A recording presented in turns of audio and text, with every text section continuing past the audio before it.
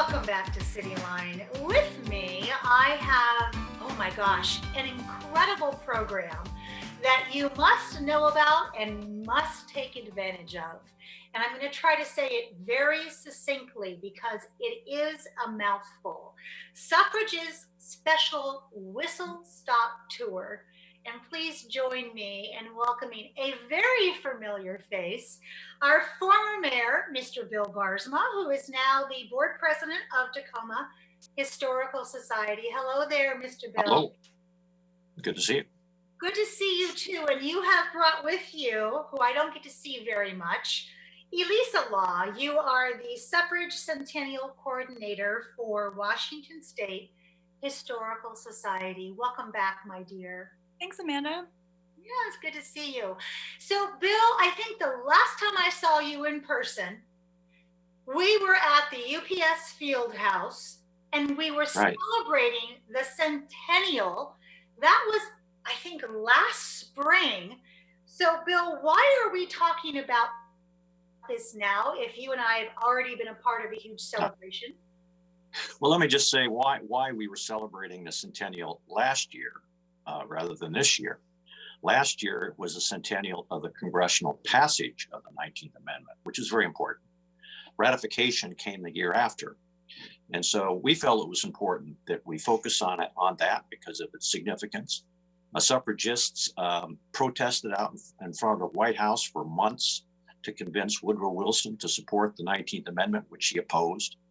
And so it was an important milestone in terms of granting women the right to vote. And we celebrated it in a number of ways. We had an exhibit. We changed the name of our organization, if you remember, to the Tacoma Her Story Society. Her Story, yes. Yeah.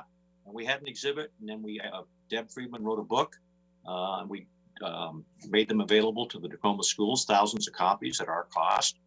And then we had a culminating event in September, which you were the master of ceremonies of, at the UPS Field House, where 400 people attended. And through the, Holland Cohen and Jeannie Jefferson Moss were the co-chairs, did a great job. And that was a kind of culmination. So we did it for that. The second reason was, my thought was that this year would be the ratification. There'd be so many events going on that would be lost in the shuffle. And so we focused our event last year. A little fortuitous, because there's no way we can have a dinner this year, given the pandemic. So we had it last year. It's where Tacoma kind of kicked off our aspect of honoring women and the right to vote in suffrage.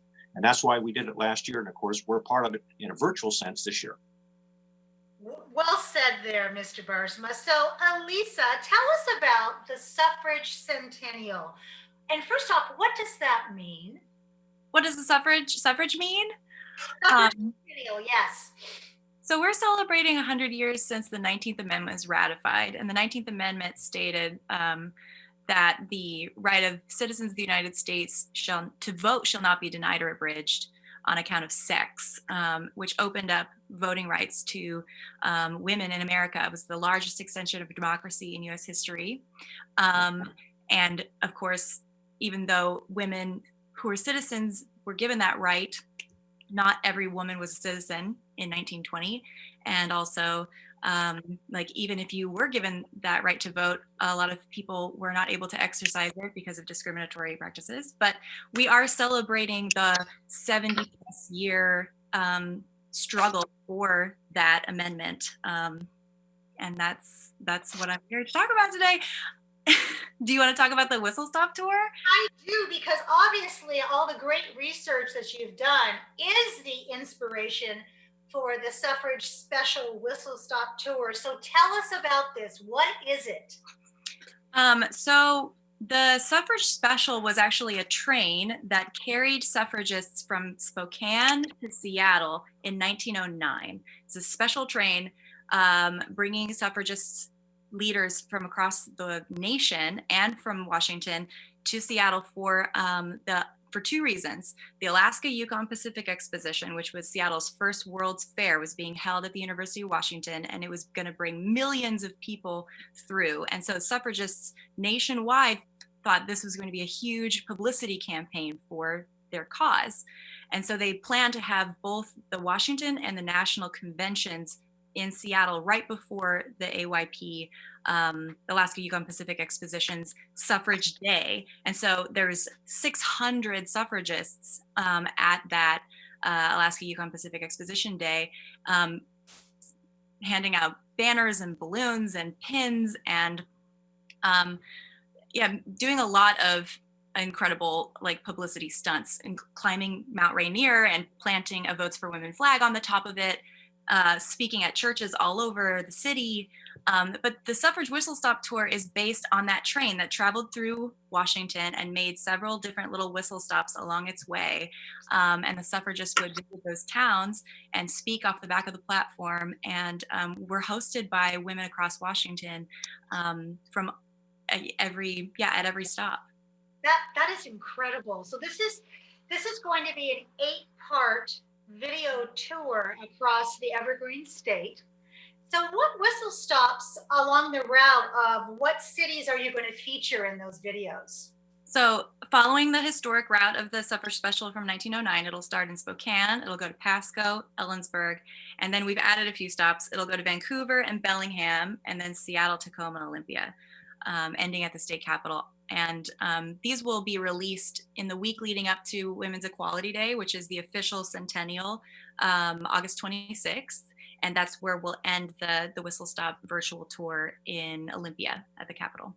Oh, I love that. So it's a natural partnership here between the Washington State or Tacoma Historical Society and the Washington State Historical Society. So, Bill, let's talk about some of that partnership. Right. Well, the tour rolled into Tacoma on June 29th, 1909.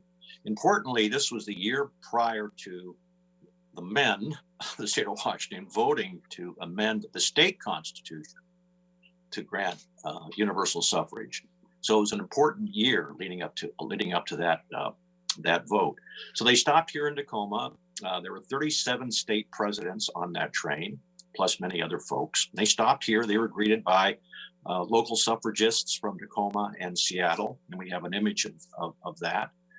They got on a trolley and stopped by the Tacoma High School, which became Stadium High School, because of how remarkable that building was. The transformation of a burnt-out hotel into a magnificent high school was something that really wowed the assembled group.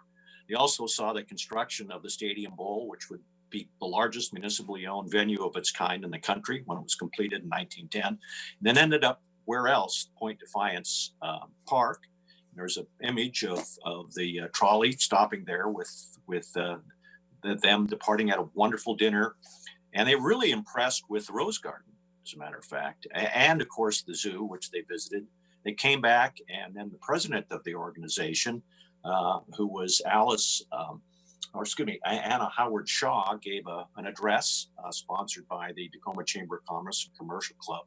And it was a grand event. In fact, the editor of the Progress, which was the publication of the suffrage movement, said the most important stop we made was in Tacoma. Yes, on that trip. And then she said, the roses at Spokane were gorgeous, but the great variety, the largest collection, and the most beautiful we saw on our whole trip were in Tacoma. So it was quite a trip, and it was the highlight. Oh, I love that. I mean, it's like we've just stepped back in time with your description. So the two of you, I would want you on my team if we were playing Trivial Pursuit when it came to history.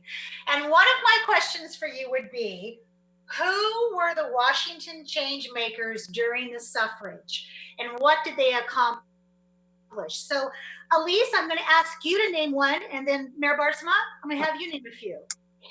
Okay, well, I'll start with Catherine Payne Blaine. She was the youngest signer of the Declaration of Sentiments, which was a document created at the first Women's Rights Convention in 1848 in New York. And that's where the women's suffrage movement is largely believed to have started. Catherine signed that amendment and then came to Seattle and maybe brought those ideas with her, and it influenced Arthur Denny to make the first bill for suffrage in Washington Territory, which didn't pass, but I'll start with her. And I'd like to mention Emma Smith Devoe, who arrived in Tacoma in 1905 as a political organizer for the national organization. She met in Tacoma, Virginia Mason. Tacoma's Virginia Mason, not the one in Seattle. And Virginia had built this grand house in the North End to be the center of organizing the suffrage movement. And Emma and Virginia and the suffragists from the area met there.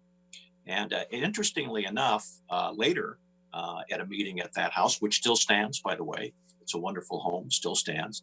In a meeting later, the precursor to the League of Women Voters was established in Tacoma.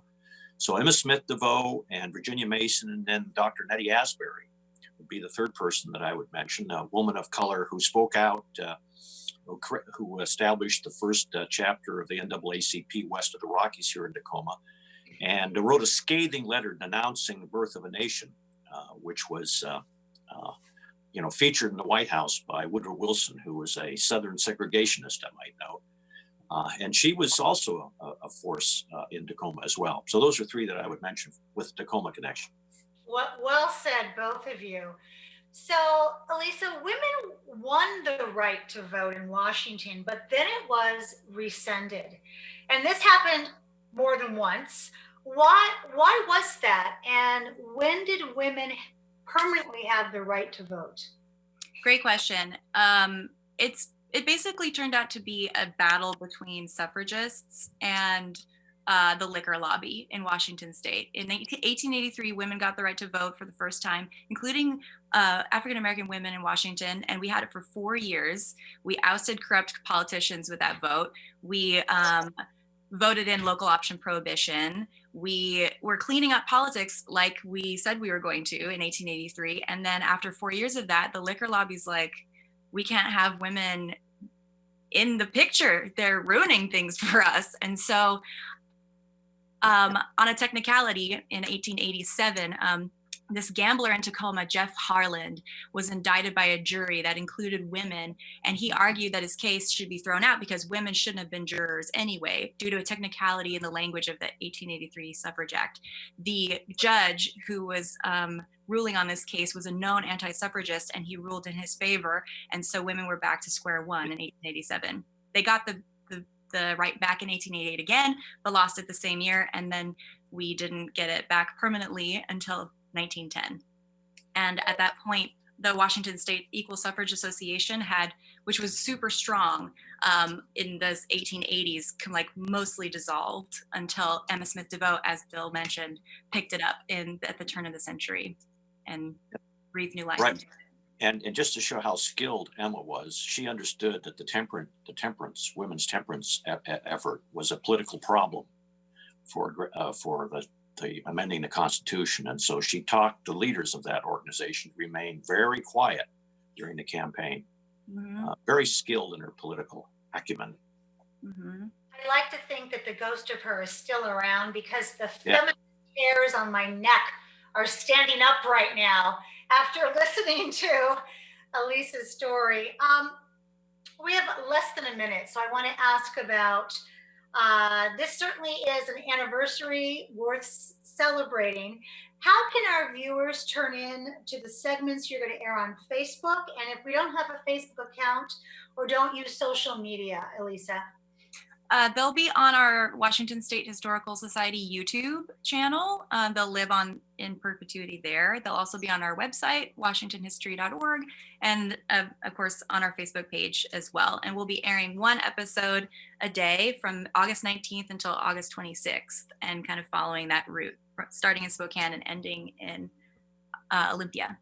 I love that. I want to thank you both for taking time out of your busy schedules and being here. And it just seems so prophetic that we're talking about this, given the announcement yesterday of Kamala Harris. So I thank you so much for keeping history alive for us, because history teaches us so much. And you know what they say, if you forget about it, you're doomed to repeat it.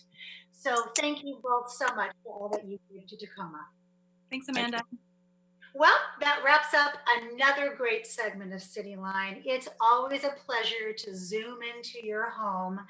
And once again, please put your mask on, wash your hands, socially distant. because we can all get through this together. And when you come back, as always, I'll be waiting for you with my clean hands and my mask here at CityLine. Take care. You're from the west, you're from the middle, but the corner still the best. Hey, come on, that's my home, from the vines to the dawn. Come on, that's my home, yeah, to come on, that's my home. Come on.